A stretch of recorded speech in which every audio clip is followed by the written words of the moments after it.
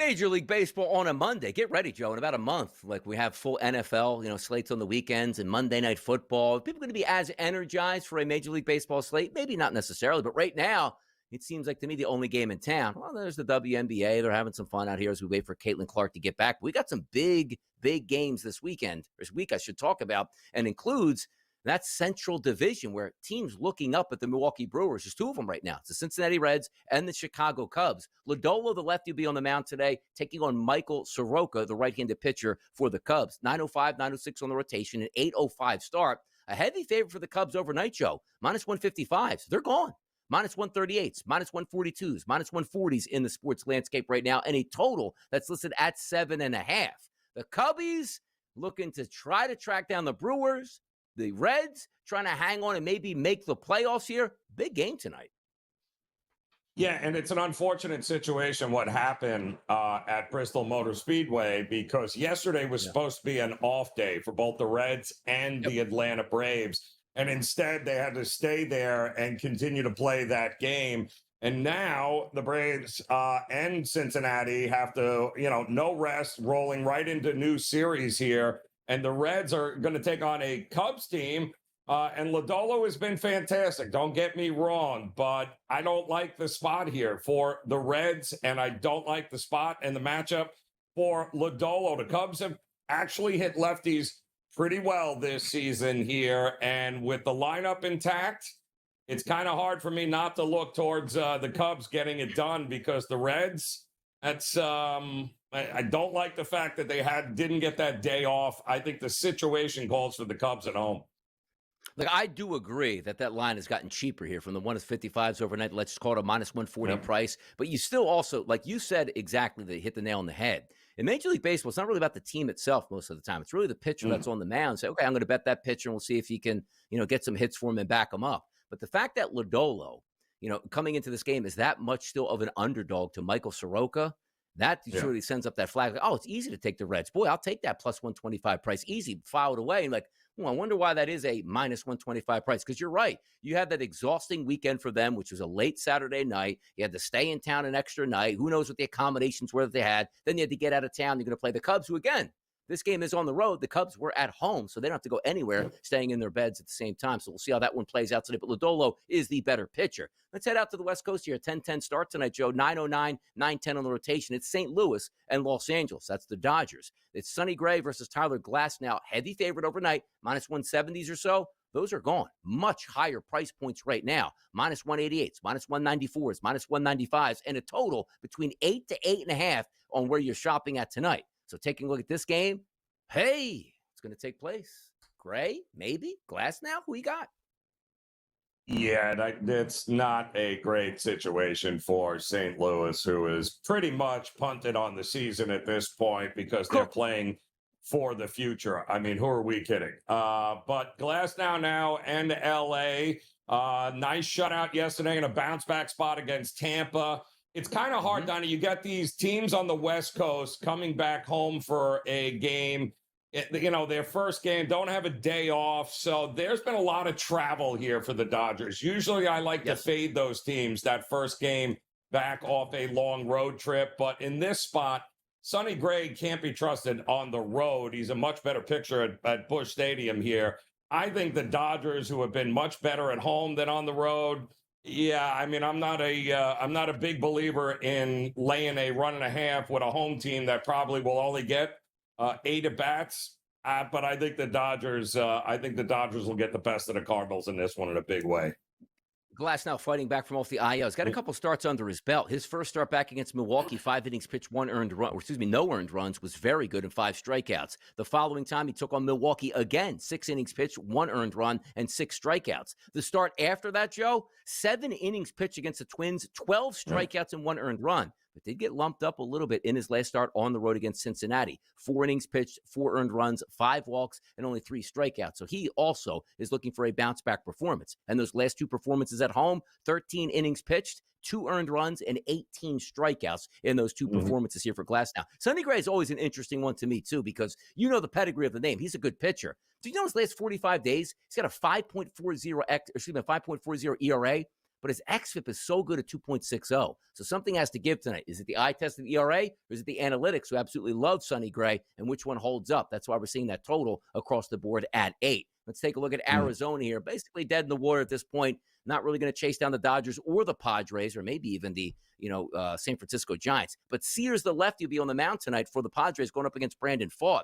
907, 908 on the rotation, a 940 start tonight. The total listed at 9.5. The favorite, of course, it's going to be San Diego. Sears on the mound, used to pitching for Sacramento/Oakland, now on the mound for the Padres. Yeah, no, it's and the Padres need to keep winning because they are coming for the Dodgers, at least what we expect them to do. In the meantime, Arizona finally has put a winning streak together, a couple of back-to-back wins against the Athletics after losing that first one. It was a 7-game losing streak that they finally snapped. They've put it together here, starting to see the bats again come to life now that the trade deadline has come and gone. Now they're settling in here. I think it's an over. Brendan Pfaadt cannot be trusted. And listen, Sears has been good, but new team, first spot, I like the chances of us getting double-digit runs in this game. I think you're right about that, too, because you look at Brandon Pfaadt. He had a 3-game stretch. It's like, hey, is this guy really bouncing back? July 9th, 18th, and 23rd. All quality starts. 8 innings, 7 innings, and 5 1/3 innings there that he provided. His last start against Detroit on the road, which, again, Detroit is not a great hitter's ballpark. 4 2/3 innings pitched, 11 hits, 7 earned runs, 3 home runs, and only 3 strikeouts. I'm with you on that. You see that 9.5, it's like, I got to get 10 runs done. And Joe, how can you get that done? These aren't two pitchers heading in the right direction. These two teams can certainly light it up here. I like that Padres lineup now. Extra cork, extra pop there. And still Arizona on a night-to-night basis. Ketel Marte, hopefully he's back in the lineup today. We'll see. But that total as well, 9.5, I think it also goes over the total. So a couple games to take a look at here, some interesting options. It's nice, though. Major League Baseball over the past couple years, Joe, making it a point to say, we're not punting on Mondays anymore. Getaway game, 3 days, 3 games on a Monday. You got a pretty good slate that you can sink your teeth into, starting at 6:40, ending at 10:10 tonight. More Major League Baseball talk and handicaps on the early line. We'll be right back. Yankees need a win in the worst way. One would have thought, Joe Renier, like, hey, you know what? We're going to head down to Miami. That's 2 or 3 games automatically. Maybe a sweep before we head over to Texas here, a team that's also fighting for a playoff spot, and away we go. Not the case. The New York Yankees get swept down on South Beach. Now they head to Texas to take on the Rangers. 2 lefties on the mound today, Joe. Max Fried for the New York Yankees, and the Texas Rangers going to throw up there Patrick Corbin. 9:15, 9:16 on the rotation. 8:05 start tonight. 7.5 across the board as a total now, dropping down from 8 and a side. That the New York Yankees overnight amount of -140 price, -138 to the -145s here in the betting landscape. Is this a bounce back night for the Yankees with all this pressure of how bad they played? Or is it, oh no, we're on the road and we're tired in Texas? Might just beat us down too. Listen, I mean, kudos to Patrick Corbin, man. I don't know what to say. I mean, this guy has completely reinvented himself. His last 5 starts, Donnie, a sub 2.50 ERA. He's racked up, 28 strikeouts over his last 27 innings pitched. I don't know if he found the fountain of youth or what's going on there, but kudos to him. Max Fried has been good. We know the problem with the blister, right? That was a kind of hit a snag. Yep. He's coming off an outing, Donnie, which he threw a season high 111 pitches here in this one. Yankees have hit lefties well, but the Yankees are not the same lineup without Judge in it. It's tough to want to get behind them. The bullpen is good. I think Texas has got a shot here early. I'd be willing to look at them in the first 5 at a pretty decent price, Donnie, to maybe, scratch out a run or 2 here against Fried. And I just can't trust this Yankees lineup against the lefty Corbin. Can't do it. The guy has been too good, and the Yankees have been that bad. Yeah, because you look at it, too, that price point. And I understand, like, we always talk about, like, the Yankee tax. Like, Texas is a better team than they were just 2 to 3 weeks ago alone. But maybe it's just like, oh, Max Fried has been really good this season on the totality, and Patrick Corbin is always going to be Patrick Corbin. But if you look at the statistics, last 45 days to get a really good look, Patrick Corbin here is a 3.95 ERA and a 3.53 xFIP number. Very manageable. Really, as you said, rebuilt his season as being a quality starting pitcher. Max Fried, who was unbelievable, like shot out of a cannon this year for the Yankees. Hey, that was money really well spent. His last 45 days, 39 innings pitched, Joe, a 4.38 ERA, and a 4.07 xFIP number. So I want to see where this line actually winds up when some handicappers get out there in the afternoon and the money starts to pile in, because I'm with you. Not just, hey, the Yankees, the Yankees didn't just sweep the Marlins. Like, yeah, they're on the road. They still should be favored. They were really bad. There's internal turmoil where some think the manager could be going at any point. And you're right, Max Fried, blister issues here. Hasn't pitched all that well. Corbin resurgence, and they're getting money at basically a plus 120 across the sports books right now for Texas. Interesting one to keep an eye on. Let's keep it roughly in that same division. I'll say this, though, Donnie, quickly. Yeah, go ahead. Yep. Let me just say this. Max Fried, because of the 111 pitches he's coming at, I don't know what his outs prop is, but if it's 17 and a half, 16 and a half, with the bullpen that they have now, any sign of trouble, Max Fried is out of there. So maybe under his outs prop as well is not a bad look. It's all, yeah, you're right about that too, because of how they're playing out the season itself. Mm-hmm. If this was a normal August game, hey, Yankees are 6-4 in their last 10. Hey, Max, go out there, get stretched out. We'll see what we have. It almost feels like, and it's not like a playoff atmosphere against another team you might be fighting for the playoffs with. If Fried is struggling after 5 innings, like, hey, kid, you got to get out there and have at least 7 innings. Like, your bullpen is built now to win right now. Use them at this point here. Boston, on the other hand, built to win right now. They're winning baseball games. They're going to take on Kansas City today. Bello is going to be on the mound against Bailey Falter, man. You should get some runs today.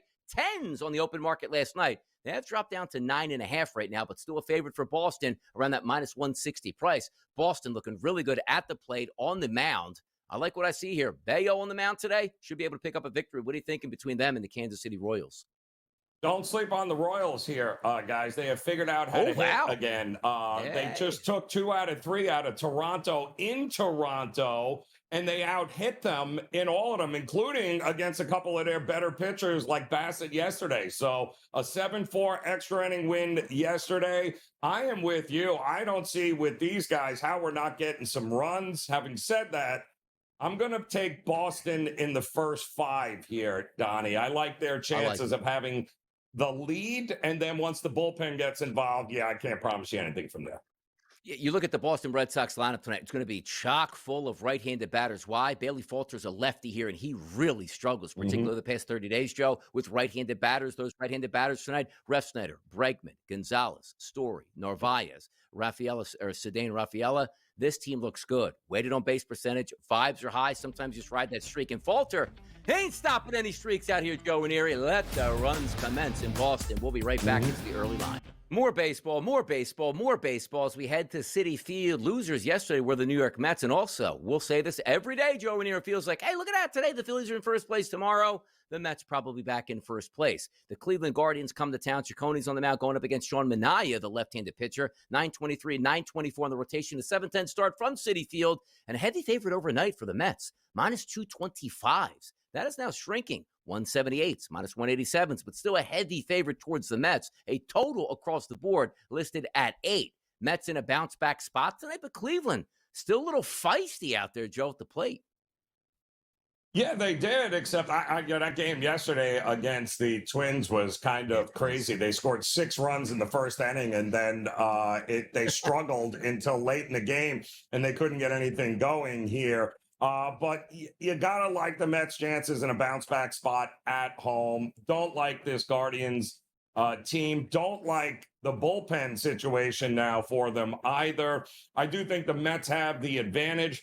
I can't lay the 1.5 with the Mets because, let's face it, we just can't trust them at this particular point. But I'd be willing to bet that if there are runs scored, they'll likely be playing from in front, that being the New York Mets. So I wouldn't mind laying the half a run with the Mets in the first 5 and giving Manaea a chance to shut this very weak Guardians lineup down. Massive game here in the NL East. Why? Because if they win and the Phillies lose, the Mets could be back in first place. So that leads right into the Philadelphia Phillies at home once again tonight. And you don't have that stigma that we talk about, Joe. It's like, okay, Sunday night baseball team that goes on the road, stays on the road. Like the Phillies were home last night. They're home again tonight. That certainly helps. And it's a 6:45 game, not an early game. Povich, the lefty, be on the mound against Jose Luzardo. 9:21, 9:22 from Citizens Bank Ballpark. 6:45 tonight. Minus 190s overnight, Joe. They're rising now. We have minus 200s, minus 205s out here across multiple sports books, and a total that's listed between 9 and 8.5, depending on where you're shopping at. I know we were talking over the break here. You take a look at Jose Luzardo. Some unbelievable starts, Some unbelievably bad starts. Jesus Luzardo, excuse me. Mhm. Cade Povich on the mound, the lefty. He's just coming back saying, hey, guys, did you miss me here? I don't think they missed him at all. And I don't think the Phillies are going to miss too much of the plate tonight.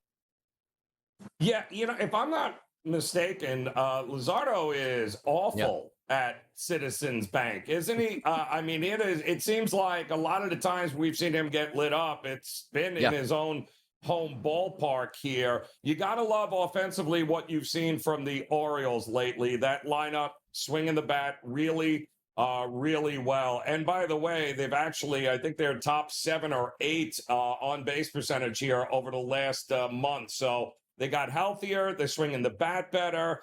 I saw Luzardo's outprop at 17.5.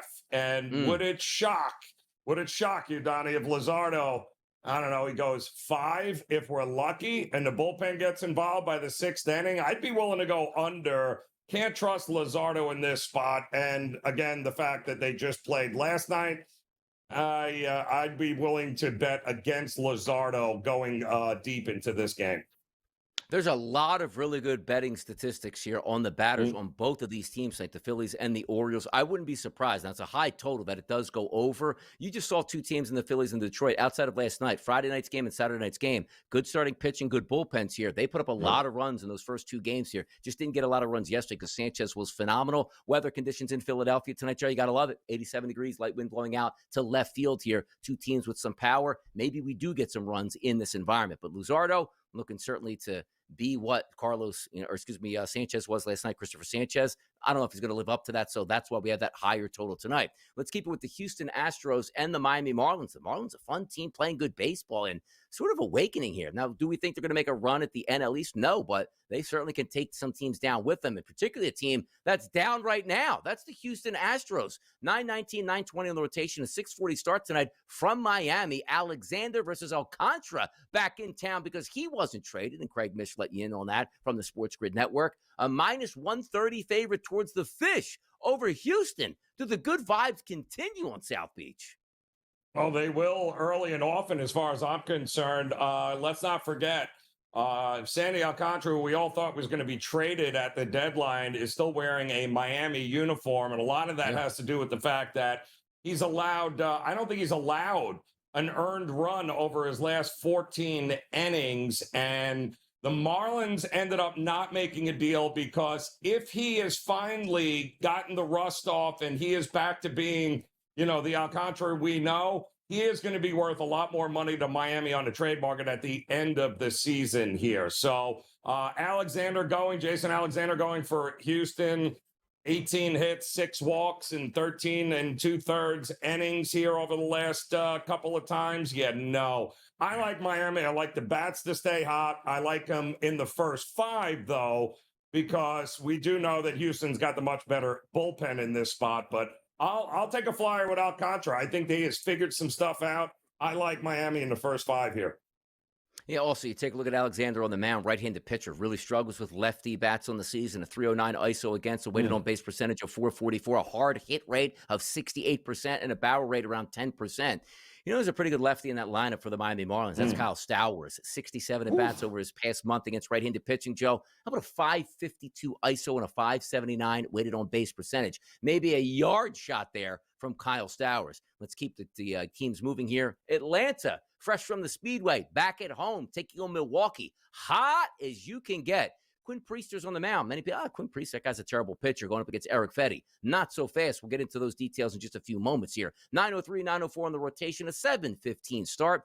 8.5 at the opening number for the total overnight. We're now seeing 8s across the marketplace. A favorite here for Milwaukee, minus 135s overnight. That has risen. You see on the graphic right there, minus 142s as high as 150 in the marketplace. Why stop a good thing? The bats are hot here. Priester's a good pitcher. Should they roll over Atlanta in Atlanta tonight? Yes. And the one thing that I can tell you, and having watched all of these games over the weekend with Milwaukee at Washington, is that they jump all over bad pitching early and often. This is a team that plays from in front. And if you're not a quality pitcher, they're going to make you pay early and often. They got a great game plan when they come to the batter's box. Erick Fedde, I think we can agree, Donnie, is not a great pitcher. In fact, there's a lot of different ways to approach this. I'm going to say go with one of my bets is the Brewers team total over in the first 5. I think it's 2.5. I think they score runs, and they're playing this game from in front as usual. Like worlds collide here, right? Where you like to take a look at a pitcher and say, how can I fade this guy? The last 45 days in Major League Baseball for the starters tonight. Erick Fedde has the worst ERA of them all, 27 1/3 innings pitched. It's a 10.21. Also the worst xFIP of them all tonight, Joe, at a 5.95. Just danger territory all over the place. Now, as I started, you said, well, what about Quinn Priester? Like, he used to be a fade guy for me. Not anymore this year, Joe. Last 45 days for him, 39 2/3 innings pitched. How about an ERA of 2.95 and the second best xFIP on the card today at 2.79? The guy's been really good. So Atlanta, maybe their bats can wake up. But if you want to talk about bats waking up, we started the show talking about Milwaukee and how much they were hammering. Why not let the good times go tonight? And also in Atlanta, let me just do a quick peek here at the weather conditions, if I can get those. Rainy conditions tonight, which might put a damper on some things. But still, by the way, wow, how about this? Temperature 68 degrees in Atlanta tonight? We're going to do some research, Joe. Who turned the heat off down there in the Big A? We always expect a beautiful night down there. Whoa. Yeah, a little strange there, but I guess maybe they got that cold front coming over from Bristol Motor Speedway coming through town there. But either which way, I think this is another one of those one-sided affairs here tonight. Yeah, no, we'll find out. Bad pitchers on the card tonight for me. Erick Fedde, Tanner Gordon of Colorado, always fun there. Travis Adams from Minnesota, Bailey Falter of the Pittsburgh Pirates, J.P. Sears changing teams here and now with the San Diego Padres. And also, am I seeing Verlander as well with another start tonight? And away we go. It's Major League Baseball season, at least it is for the month of August, as they are taking center stage before the NFL by the end of the week. Tom Vecchio joins us bright and early on a Monday. Some props of his prop perspective next. Oh, yeah, having some fun. Hour number 2, cruising through Major League Baseball. Time to get to some guests here. It's Donnie Rightside. I'm always a guest on this show. You know who else is a guest on this show all the time? It's Joe Ranieri. You know who we love to talk to? It's Tom Vecchio from a prop perspective early on a Monday morning. Tom, how we feeling today? I'm doing great. I want to say that we had a pretty good show yesterday on Pro Baseball Today. Royals came through with the win, nailed the LE Steal. Joe and I had a great time on IPL to get some in-game stuff, despite the fact that the Twins and Guardians, that game didn't have as many runs, despite we saw 6 runs in the first inning. I'm ready to roll for it today. Good times also. Tom's bombs and Donnie's dingers yesterday. Did pick up 2 of those, which was plus money. Tom had the big one there, but Schwarber, bottom of the 8th inning here, cashed in one for me. A lot of fun yesterday. I also had Christopher Sanchez to get the win yesterday in Philadelphia instead of paying a minus 190 price down to minus 110. So Tom and I had some fun yesterday on Pro Baseball Today. Check us out weekly, every Sunday, 10 a.m. Eastern to 12 p.m. right here on the SportsGrid Network. Before we get to some of your top props here, Tom, talk to me about the Yankees. You are a Yankee fan. They went down to South Beach. They got swept by the Marlins. They're taking on Texas tonight. What's the deal?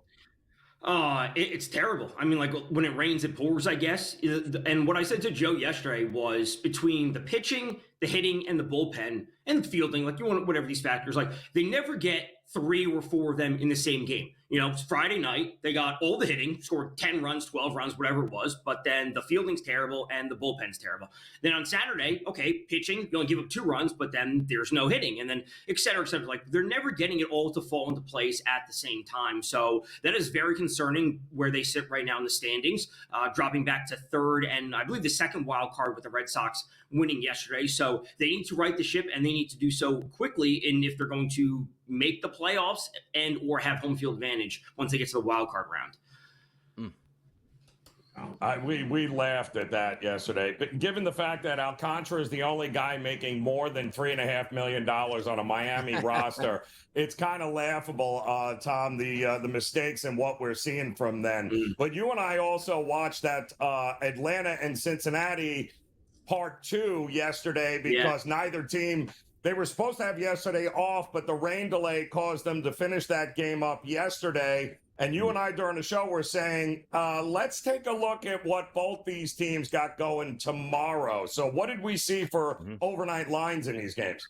So I remember, yes, I think the Cubs were at minus 154 yesterday. If I remember correctly, that's what it opened up at. And it's minus 138 now. So there's a little bit of movement, not in the direction I expected, partly because, Mike Soroka's on the mound for the Cubs. He's an okay pitcher when it's all said and done. Nick Lodolo's on the side for the Reds, and he's a good pitcher.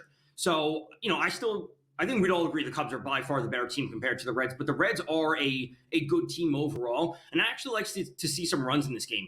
There's a little bit of wind blowing in today. It's not really that much of an issue for me. It's still in the upper 70s, so I like over 7.5, sitting at minus 120. Again, Soroka's a good pitcher. He's making his first start with the Cubs since being acquired from the Nats at the deadline, but we see power in the Reds' bats. We see power in the Cubs' bats, and 8 miles per hour wind is not going to shy me away from a 7.5, getting us to 8 runs overall, especially with what we know the lineups can do.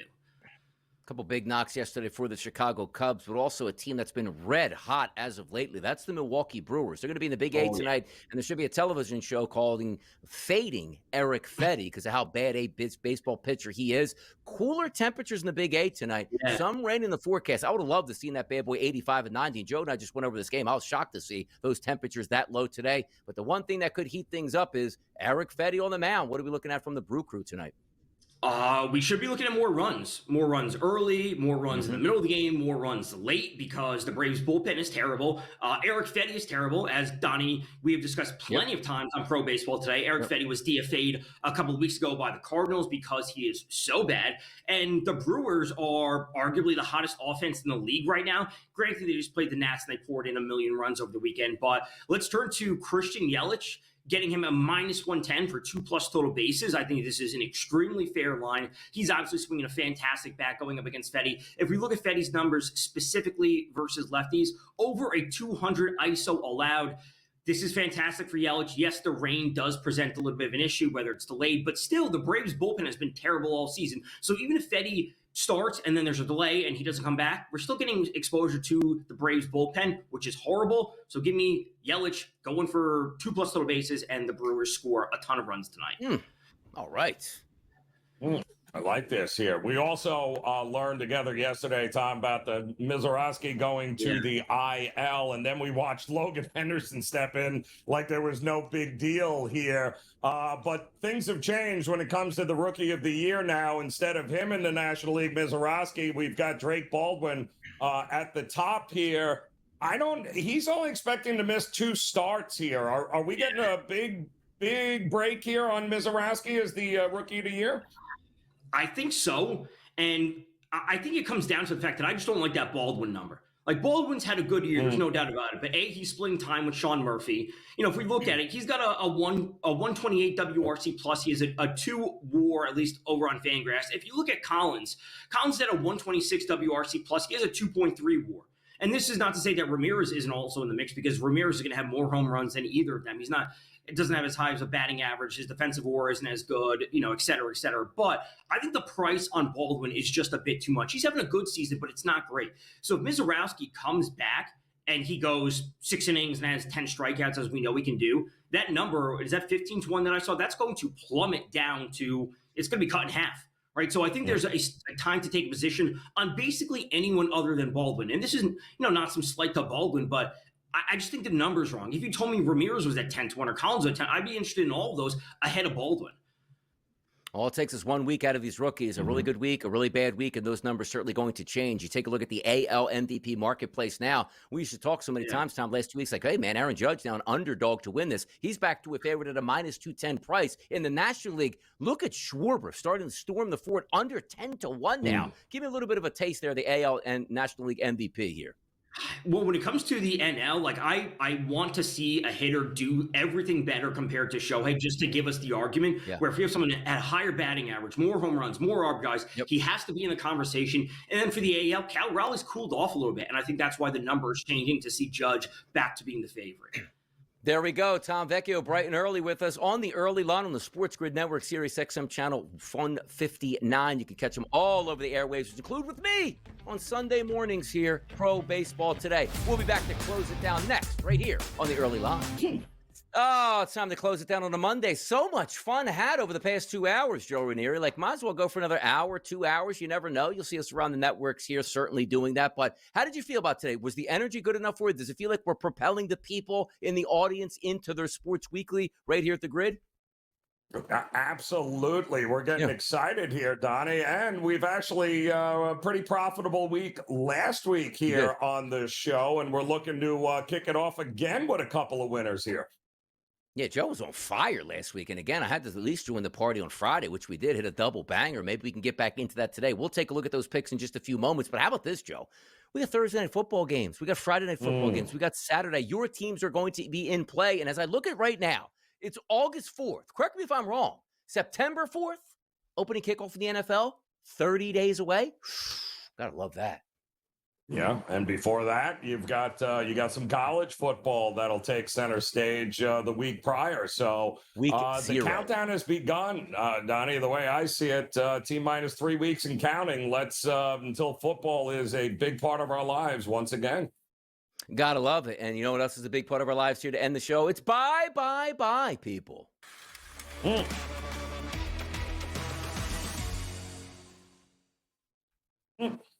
Looks like a tag team match tonight. It's what I'm feeling. I think we're not going to be wrong tonight. I think we're just going with the gut feeling of this pitcher stinks. This team is good. Let's ride that wave here. So I'm going to let you go first, Joe Ranieri. Where are we headed tonight on the Major League Baseball WNBA card? I don't know what's out there. What do you got for a best bet? Let's keep it simple here, Donnie. If it ain't broke, let's not fix it. And right now, the Milwaukee Brewers are not broke, coming out of a unbelievable weekend against the Nats, who have very suspect pitching, to say the least. And it doesn't matter because it felt like they were scoring multiple touchdowns every game against that pitching staff. Well, they get to go to Atlanta here tonight, who, again, was supposed to have a day off yesterday and didn't, so kind of messed them up a little bit. And now they got to come home and throw Erick Fedde out against the hottest hitting team in Major League Baseball and the Brewers. Quinn Priester, by the way, unbelievable what this kid has done. Another young pitcher for the, I don't know where they're getting him out, but absolutely unbelievable. 9-2, 2.57 ERA in his last 15 outings.